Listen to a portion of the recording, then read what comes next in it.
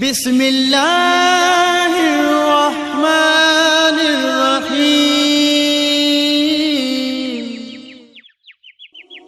नहमदुहु व नुसल्ली अला रसूलिहिल करीम अम्मा बाद फ़अऊज़ु बिल्लाहि मिनश शैतानिर रजीम बिस्मिल्लाहिर्रहमानिर्रहीम अस्सलातु वस्सलामु अलैका या रसूलल्लाह व अला आलिका व अस्हाबिका या हबीबल्लाह।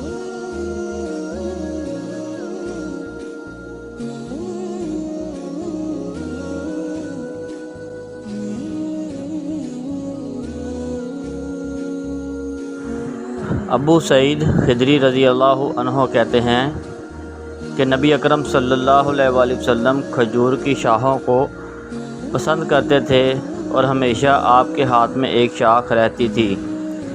एक रोज़ आप सल्लल्लाहु अलैहि वसल्लम मस्जिद में दाखिल हुए तो किबला की दीवार में बलगम लगा हुआ देखा।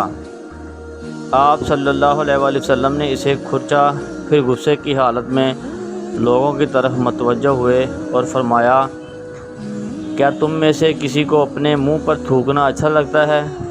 जब तुम में से कोई शख्स किबले की तरफ मुंह करता है तो वो अपने रब अज़्ज़ा व जल की तरफ मुंह करता है और फरिश्ते इसकी दाहिनी तरफ होते हैं। लिहाजा कोई शख्स ना अपने दाहिनी तरफ थूके और ना ही किबला की तरफ। अगर थूकने की हाजत हो तो अपने बाएं जानब या अपने पैर के नीचे थूके। अगर इसे जल्दी हो तो इस तरह करे। इब्ने अजलान ने इसे हमसे यूँ बयान किया कि वो अपने कपड़े में थूक कर इसको मल ले।